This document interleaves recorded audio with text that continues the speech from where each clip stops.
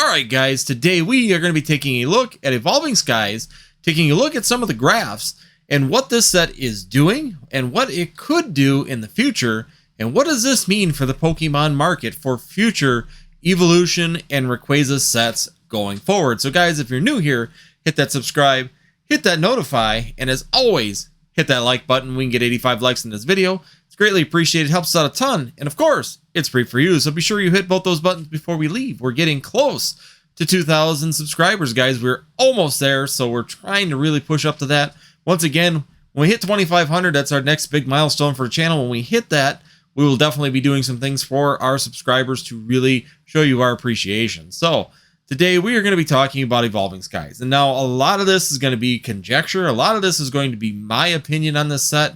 And a lot of this may pan out or may not. I'm not going to promise anything. Of course, I can't do that anyways.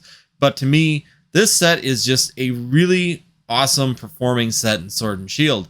And the biggest question is like we've had in comments, even on the other videos, is are there going to be any Scarlet and Violet sets right off the bat that could draw attention away from this and put it onto Scarlet and Violet?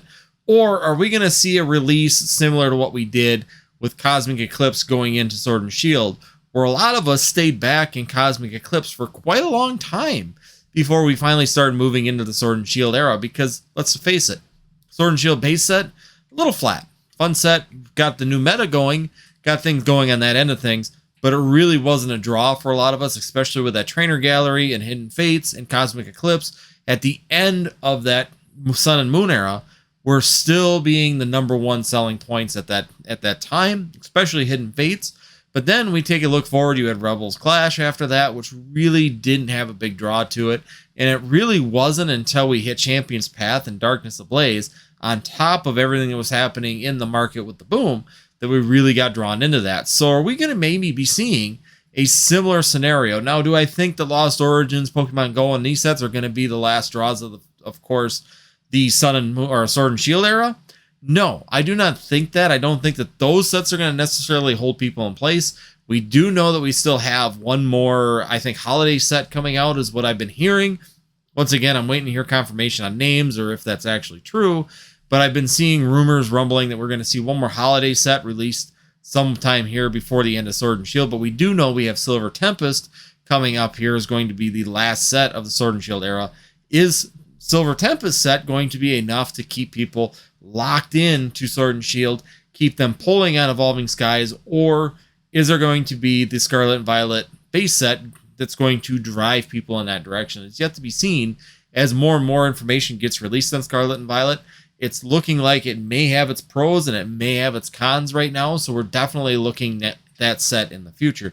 But is there going to be anything right off the bat to pull your attention away from Evolving Skies, pull people's attention away from Evolving Skies to really change the way it's tracking? So right now, I'm going to put a graph, and this graph is from TCG Player, and I'm also going to put the Pokedata.io graph on here because they are similar, but they are a little different also, because Pokedata.io looks at eBay sales in order to track how well this set's doing. Right now, Pokedata, of course, is running between $200 and $208, which is considerably lower than what we are seeing on TCG Player. TCG Player right now is currently selling sets at around $236 a set. Quite a considerable change. Why is there that kind of differential? I don't know. I think that people are maybe just sticking to what they're familiar with and what they're comfortable in purchasing. Some people are very comfortable purchasing on eBay, but I know even myself, I tend to shy away from eBay because even I've been scammed on eBay, guys. I mean, I purchase a booster box of something sometimes on there that is at a decent price, and you get that scam factor inside of there, which is really not good and especially really bad for the Pokemon market, which can actually hold back sales on that site, while TCG Player backs, and you can actually work with them if you do get fraudulent purchases on here. And plus user ratings, and think people seem to be a little bit more safer on this TCG Player site versus eBay. I know that they're both the same now because eBay purchased TCG Player, but that doesn't mean that they're operating quite the same and at the same level. So once again, TCG Player running quite a bit more, almost $30. And that's a considerable difference considering that's including shipping, but that's a lot of money. How high can Evolving Skies really go? At the end of the day, can Evolving Skies be an investment at this point? Yes and no. I think that it's going to continue to go up. I think that it's going to continue to move forward. I know that they've already announced another reprint of Evolving Skies. My distributor has confirmed that that is coming. They have not gotten a solid date yet, which is what we were looking for, but we do know it's going to be sometime around December or January. It just depends on Pokemon International when they deliver that. But we do know for sure that we are getting one more reprint of Evolving Skies in the near future. Has that really changed anything on the sales of this? No, people haven't even slowed down. I mean, this thing has been going up like a rocket. As you can see by the TCG Player graph, this thing on TCG Player has just been going and going and going and up and up and up. If you would have told me that this set right now would have been $235 and just over a year old, I would have never, ever in my wildest dreams guessed that. I was thinking 180 when we were hitting 180, 185, and then it would bounce down after a reprint down to 140. I thought that that was going to be the norm. That was just me. That was my predictions on this set. I was wrong, guys. I can admit that. I was absolutely wrong. I did sell mine out at 180, 175, 180.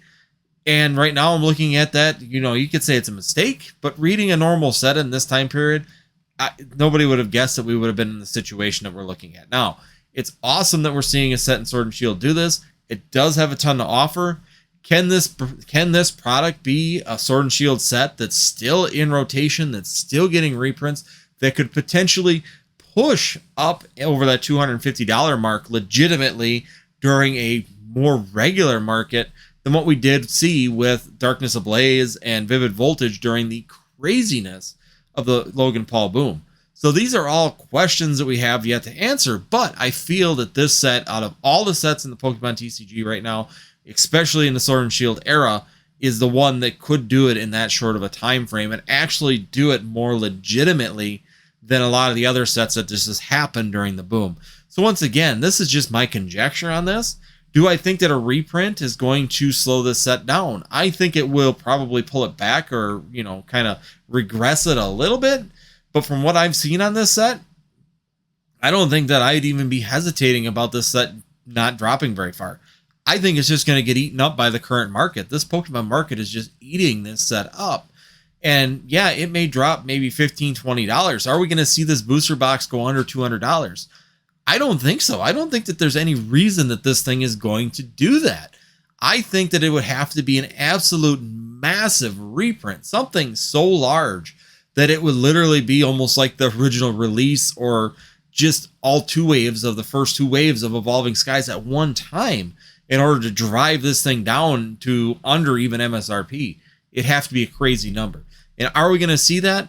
Probably not. With Scarlet and Violet being right on the coattails of the reprint that's been announced, I don't think that we're anywhere near seeing that actually happen. Now, the one question that really has surprised me is how little that Pokemon did on the last reprint. This set has been hot since release, and Pokemon, to me, International has really been slacking on actually taking the opportunity to maximize their profit on this set, which is unusual for a company, especially when they're in a TCG setting, to not be printing this thing more, to not be getting more out there. And the question I have is will Pokemon maybe catch that? It's hard for me to believe that nobody in Pokemon International has come up with this. It's hard for me to believe that nobody has put two and two together at that company because, let's face it, guys, it's a company, you know, that they're watching secondary markets, and if they see opportunities, you would think would be taking them, especially since we're kind of in the off season when it comes down to tournaments now that we're past Worlds and we don't have any kind of regionals or anything happening for at least the next 4 or 5 months. I think it's March they kick off again. So we've got kind of a dead period right here where it's the holiday season. There's a lot of products coming out in the holiday season. A lot of actually extra packs and extra product usually comes out at this point. Granted, a lot of it doesn't come in a booster box form. It usually ends up in other products, which is pretty standard. So we're going to be seeing like Black Friday specials. Like last year, we saw the Battle Styles Urshifu Single Strike and Rapid Strike box with the extra packs, and you got the VMAX, and also the jumbo card inside of it. It was a cool little package, really good pricing when it came down to the number of packs inside of this, and it was a lot of fun to open, and I'll put that next to me. It was really a fun set to open just because it was cheap packs, really fun sets to open. You were still chasing a lot of alternate arts in there because I believe that there was Chilling Reign and Battle Styles for sure. So you were definitely looking for those alternate arts in those sets, which is a lot of fun. And now we've added in, of course, the trainer gallery on top of it. Awesome opportunities in this set once again.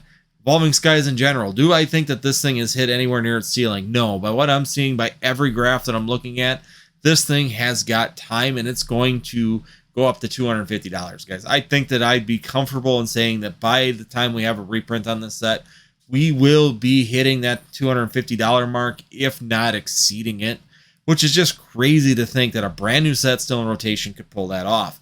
Overall, do I think that Evolving Skies is an investment? Yes, I think that there's an investment opportunity in here. Once again, as I said in a previous video, should you be purchasing at this point? I'd be a little hesitant. I think that they could come back and retract a little bit on a reprint. Then again, when I was saying that, it was running about $290 at that point. And I said, is it really a good time at that point? And it was kind of, putting it out there as conjecture and just kind of, more just kind of pushing it to see what people would say in the comments. But as a hot take, it was really kind of an interesting question. But now looking back on it, maybe it wasn't. Once again, I would never expected to see what we're seeing now. So once again, guys, this is some great information. This is some great things to see in the Pokemon market. It's good to see that there's still enough people out there to continue to drive sets up in that upward direction and be successful at it. And if it continues, this set could be probably one of the hottest tickets out there come 5-10 years down the road, because people are going to continue to definitely look at this and look at this set in the future and remember the Moonbryon. And once again, it comes down to muscle memory and feelings and emotion and the fun of the chase, like I say with Vivid Voltage. Why do I think Vivid Voltage is a good set to invest in?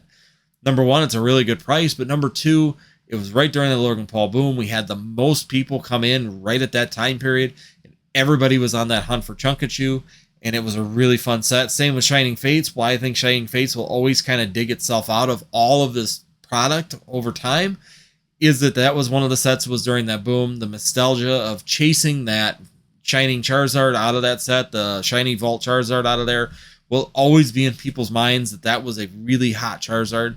So once again, it's one of them items that I think will do extremely well. So guys, let me know in the comments below. What do you guys think? Do you think that Evolving Skies could break the $250 mark?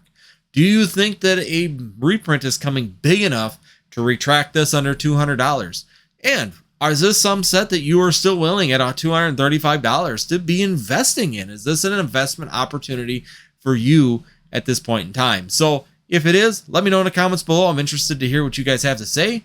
Once again, I know some of you guys were probably expecting to do a Choose Your Pat series. We did not do one because of Comic-Con coming on. A lot of people that were going to do interviews are gearing up for that, and they weren't available. And I've been doing my farming thing. Of course, it's October here in northern Wisconsin, meaning we are trying to get everything off the field, finish all of our crops because we got frost. We're trying to pack everything away and winterize stuff because, hate to say it, freeze up's coming pretty quick, and we've got a lot to get done out there. So there's been some little things on that, but we will continue to Choose Your Pat series. It just might be a 2 to 3 week break here, depending on Comic-Con and how quickly we can get people back engaged after the Comic-Con visit.